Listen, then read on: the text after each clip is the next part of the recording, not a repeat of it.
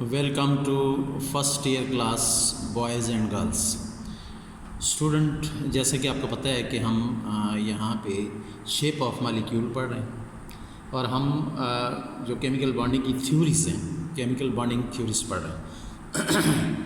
आपको पता है कि हमने पहले वेस्पर थ्योरी ख़त्म की है।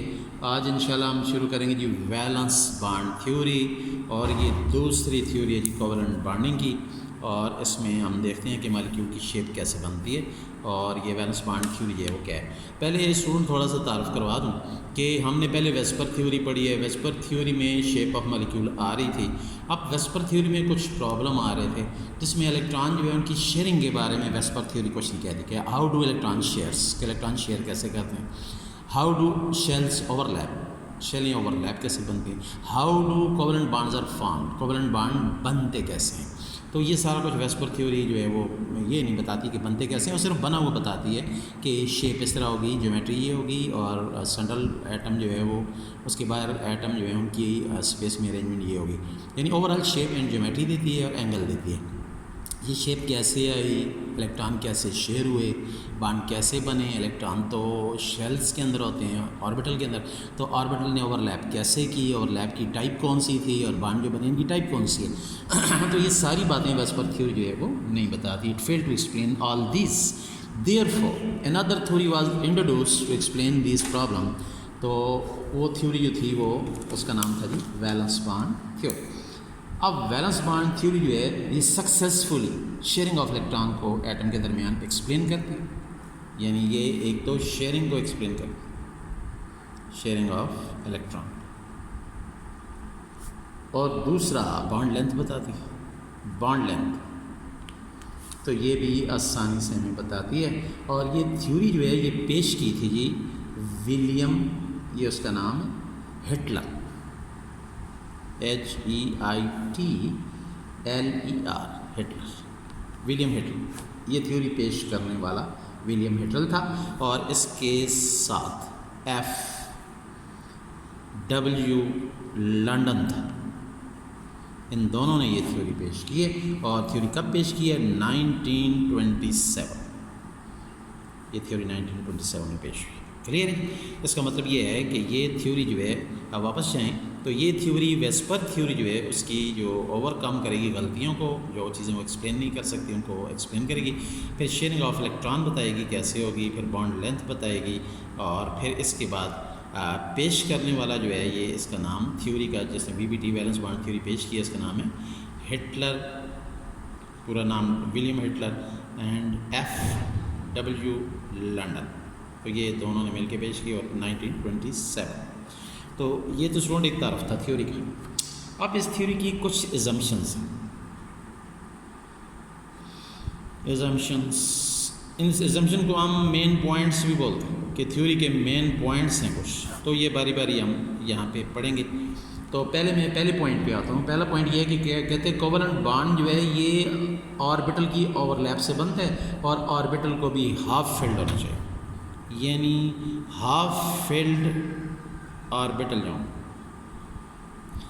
ये कोवलेंट बॉन्ड बनाएंगे। पॉइंट नंबर 1, हाफ फिल्ड उसे कहते हैं स्टूडेंट जिसके अंदर एक इलेक्ट्रॉन, दोनों पेयर्ड ना हो, एक ही और एक क्लॉकवाइज हो, ठीक है जी, जैसे हाफ फिल्ड बोलते हैं। तो ये हाफ फिल्ड जो दो एटमों की हैं आपस में मिलकर ओवरलैप करेंगी और कोवलेंट बॉन्ड तब बनेगा। ये पॉइंट नंबर 1। पॉइंट नंबर 2 की तरफ जाते हैं। पॉइंट नंबर 2 क्या है जी? कहते हैं if two half filled orbital overlap single covalent bond is form. If more than two half filled orbital overlap then multiple covalent bonds are form. अगर दो हाफ फिल्ड ऑर्बिटल यानी टू हाफ फिल्ड ऑर्बिटल ये overlap करें तो bond single हो, single covalent. If more than two, दो से ज़्यादा, more than two half filled overlap करें तो बॉन्ड फिर मल्टीपल हो। अब सुन, मल्टीपल का क्या मतलब है? डबल या ट्रिपल। तो इसका मतलब यह है कि पॉइंट नंबर 2 में दोबारा एक्सप्लेन कर रहा हूँ टू हाफ फील्ड ऑर्बिटल अगर ओवरलैप करती हैं तो बॉन्ड सिंगल कोवेलेंट होगा। If more than two half filled overlap करती हैं तो बॉन्ड मल्टीपल होगा। मल्टीपल का मतलब है या डबल होगा या ट्रिपल होगा। क्लियर है? कितने पॉइंट हो गए? 2। अब जाते हैं जी तीसरे पॉइंट की तरफ, नंबर 3। तीसरा पॉइंट ये है जी, the orbital which overlap must have electron with opposite spin as required for Pauli exclusion principle. कहते हैं जो ऑर्बिटल ओवरलैप करें उनके इलेक्ट्रॉन अपोजिट स्पिन में होने चाहिए। इसका मतलब ये है कि एक एटम का इलेक्ट्रॉन क्लॉकवाइज हो ये और दूसरे एटम का इलेक्ट्रॉन जो है वो एंटी क्लॉक हो, ताकि ये दोनों मिल के पेयरिंग करके एक फील्ड किस्म की ऑर्बिटल जो है बना सकें। जैसे हम कहते हैं कम्प्लीटली फील्ड, ये पेयर्ड और ये अनपेयर्ड, ये भी अनपेयर्ड, और दोनों का स्पिन क्या है? अपोजिट, उल्टा, ताकि ये जब मिलेंगे तो इस तरीके से ये बॉन्ड बनाएंगे। तो इसका मतलब ये है कि मिलेंगे तो सीधे, देखें मिलेंगे सीधे, लेकिन जब आपस में मिल जाएंगे ना तो फिर इस तरीके से क्लॉक हो जाएंगे, ये तब बॉन्ड बनेगा, इधर बॉन्ड बनेगा, बॉन्ड फॉर्म इधर। तो दो हाफ फील्ड जो हैं उनका एटमों का जो इलेक्ट्रॉन है वो अनपेयर्ड होके फिर वो पेयर्ड होंगे, और अपनी अरेंजमेंट कैसे बनाएंगे जी? एक क्लॉकवाइज दूसरा एंटी क्लॉकवाइज, क्योंकि ये अरेंजमेंट स्टेबल है, दोनों एक ही डायरेक्शन में हो, क्लॉकवाइज एंटी क्लॉकवाइज बॉन्ड नहीं बनता क्योंकि एनर्जी आई होती है और वो अरेंजमेंट स्टेबल नहीं होती। तो ये पॉइंट नंबर 3 था। अब स्टूडेंट आते हैं पॉइंट नंबर 4 की तरफ। पॉइंट नंबर 4 क्या है जी? पॉइंट नंबर 4 ये है, the shared electron pair must be localise between two atom. कहते हैं दो एटम के दरमियान, मसलन ये एक एटम है जी और ये दूसरा एटम, तो ये आपस में मिलें तो इनकी इलेक्ट्रॉन दो न्यूक्लियस के दरमियान में, देखें ये इलेक्ट्रॉन दो न्यूक्लियस के दरमियान, यानी इधर भी न्यूक्लियस है इधर भी न्यूक्लियस है, और ये दो इलेक्ट्रॉन बिल्कुल दरमियान में वाक़ हैं, यानी न्यूक्लियस और ये दो इलेक्ट्रॉन बिल्कुल दरमियान, ये दो एटमों के न्यूक्लियस। ये देखें ये एक एटम का हो गया न्यूक्लियस इलेक्ट्रॉन, तो ये फिर दूसरे एटम का ये न्यूक्लियस हो गया, और ये क्रॉस वाला इसका इलेक्ट्रॉन। तो ये दोनों इलेक्ट्रॉन आपको दो न्यूक्लियस के दरमियान ये दो इलेक्ट्रॉन नज़र आते हैं, ये बिल्कुल दोनों के दरमियान लोकेट होने चाहिए। पॉइंट नंबर 4, तब बॉन्ड बनेगा। पॉइंट नंबर 5 पे आते हैं। अब पॉइंट नंबर 5 क्या है जी? पॉइंट नंबर 5 में कहते हैं the electron pair is responsible for the repulsive force between them. Point number 5 ये है, ये ऊपर वाली जो डायग्राम आपको नज़र आ रही है, इसमें दो इलेक्ट्रॉन जो हैं, ये दो इलेक्ट्रॉन कहते हैं रिपल्शन भी करें, इनकी रिपल्शन को भी देखें। इसका मतलब ये है कि अट्रैक्शन भी करेंगे और रिपल्शन भी करेंगे। अट्रैक्शन ज़्यादा हुई रिपल्शन कम हुई तब बॉन्ड बनेगा भाई, ऐसे बॉन्ड नहीं बन सकता। इसका मतलब ये रिपल्सिव फोर्सेस भी होती हैं इनके दरमियान। ये पॉइंट नंबर 5 था, पॉइंट नंबर 5। अब पॉइंट नंबर 6 की तरफ जाते हैं। पॉइंट नंबर 6 में कहते हैं the orbital having pair electron are unable to take part in the bond formation.